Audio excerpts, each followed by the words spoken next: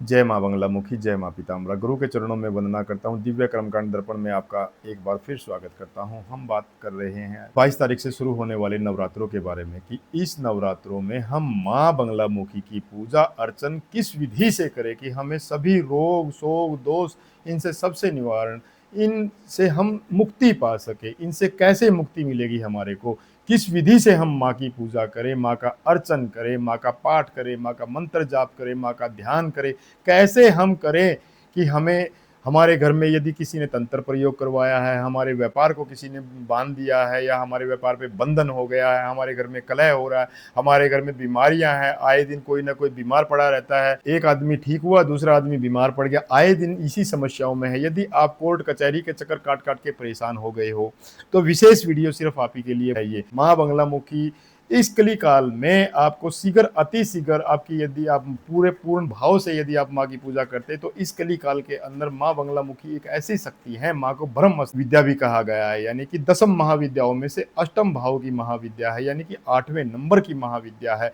माँ को स्तंभन की देवी माना गया है। यदि आपके ऊपर मारण उचाटन विद्वेषण सम्मोहन इन क्रियाओं से भी आप इस नवरात्रि में आप छुटकारा आप पा सकते हैं। कहीं ना कहीं आपकी दिशा और दशा दोनों ही बदल जाएंगी। तो घट की स्थापना कब करनी है, यानी कि शुभ मुहूर्त कब है? 22 तारीख को 6:09 से और 8:06 ये हमारा घट स्थापना का मुहूर्त है। अभिजीत मुहूर्त जो है हमारा 11:49 से और 12:46 तक ये हमारा अभिजीत मुहूर्त है। 22 तारीख को सबसे पहले आप स्नान आदि कर लीजिए। स्नान आदि करने के बाद में आपको घट की स्थापना करनी है, यानी कि आपको कलश की स्थापना करनी है। सबसे पहले आप अपने मंदिर में क्या करें, मंदिर में अपना जल गंगा जल का छिड़काव करें।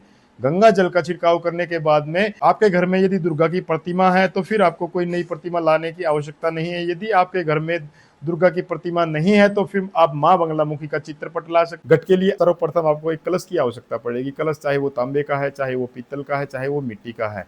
फिर कलश में डालने के लिए आपको क्या सामग्रियाँ चाहिए? हमें ध्रुवा चाहिए, हमें अक्षत चाहिए, हमें हल्दी चाहिए, हमें कुमकुम चाहिए, हमें रोली चाहिए। ठीक है। अब उसमें आप पंचरत्न भी डाल सकते हो, चांदी का सिक्का भी डाल सकते हो, ये सब चीज़ें आपको चाहिए। फिर आपको एक नारियल और एक चुन्नी और माँ का 16 श्रृंगार ये भी आपको रखना है। ये भी आप अपना सारा सामान इकट्ठा कर लीजिए। अब आपको एक लकड़ी का पाटा लेना है, उस पाटे के ऊपर आपको पीले कलर का वस्त्र बिछाना है। माँ की तस्वीर रख लीजिए। माँ की तस्वीर रखने के बाद में आपको वहाँ पे घट स्थापित करना है, यानी कि कलश की स्थापना करनी है। तो कलश की स्थापना में जो मैंने आपको बताया है वो सारी सामग्रियाँ उस कलश में डाल दीजिए, उसमें गंगा जल डाल दीजिए और जो नारियल है उस पर एक पान का पत्ता लपेटिए। उसके ऊपर दक्षिणा स्वरूप आप 10 रुपये 20 रुपये जो भी आपका सामर्थ्य है वो कलेवे के साथ में बांध लीजिए। वह चारों तरफ कलश के आपको आम के पत्ते या अशोक के पत्ते वो आपको लगा देने हैं। माँ की जो प्रतिमा है उस प्रतिमा पे आपको गंगा जल का छिड़काव करना, अपने पूरे मंदिर में गंगा जल का छिड़काव करना है। ये सब करने के बाद में माँ को आप नैवेद्य अर्पित करिए, पान अर्पित करिए, आप उनको फल अर्पित करिए, आप उनको धूप दीप जो भी आपको अर्पित करना है। ये सब करने के बाद में आपको एक कुशा का आसन बिछाना है। कुशा का आसन बिछाने के बाद में आपको वहां पे भी जल का छिड़काव करना है, यानी कि वहां पे भी शुद्धिकरण करना है। और यदि आपने कोई गुरु मंत्र ले रखा है या पहले से ही आप साधना करते तो उन मंत्रों का जाप करिए, नहीं तो भगवान शिव को आप अपना गुरु मान के उनसे प्रार्थना करिए कि मैं ये देवी का पाठ करने जा रहा हूँ या मेरा ये उद्देश्य है। आप प्रणाम करें। ध्यान करना पंच देवताओं का। अब पंच देवताओं में हमारे कौन आते हैं? गणपति जी महाराज आते हैं, शक्ति का स्वरूप आते हैं, विष्णु भगवान आते हैं, सूर्य नारायण भगवान आते हैं, भगवान शिव आते हैं। ये हमारे पंच देवता होते हैं जिनको हमें नमस्कार करना, अपने कुल देवता को नमस्कार करना, अपनी कुल देवी को नमस्कार करना, अपने पितृदेवों को नमस्कार करना। सबको नमस्कार करने के बाद में आपको जो आपने आसन बिछाया है, कुशा का आसन बिछाया, उस कुशा के आसन पे आप बैठ जाएंगे। वह संकल्प लेंगे। अब संकल्प आपको क्या लेना है कि आपको कुछ फूल लेने हैं, अक्षत लेने हैं और 1 रुपये का, 2 रुपये का, 5 रुपये का जो भी सिक्का आपको मिले वो आपको रख देना है। गंगा जल डालते हुए अपना विवरण देना है। अपना विवरण यानी कि अपने बारे में आपको बताना है कि आज नवरात्रों का प्रथम दिन है। हे माँ राजराजेश्वरी, माँ पीताम्बरा, माँ बंगलामुखी, मेरा ये कार्य है, इस कार्य की पूर्ति के लिए मैं आपकी ये पूजा अर्चना करूंगा। पूजा अर्चना मतलब कि मैं जो आपको बताने जा रहा हूं कि बंगलामुखी अष्टोत्तम सतनाम का पाठ आपको करना है। इनकी संख्या यदि हो सके तो 1100 पाठों की संख्या रखिए। यदि आपका सामर्थ्य है तो आप 1100 पाठ पूरे विवरण आप उनमें बोलिए। आपको 9 के 9 दिन में आपको सुबह शाम में आपको ये कंप्लीट करने हैं। यदि आप संख्या का विवरण आप जो भी दे देना चाहते हो कि मुझे नित्य कर्म मैं 100 पाठ करूँगा या नित्य कर्म उससे ज़्यादा की संख्या में करूँगा या उससे कम करूँगा, वो अपने सामर्थ्य के अनुसार आप उसमें बोल सकते हैं। और वहाँ पे ये सब विवरण देने के बाद में संकल्प जब आप छोड़ेंगे तो उसको आप भूमि पे वहीं जहाँ आप बैठे हैं उसी स्थान पे आप उसको छोड़ दीजिए।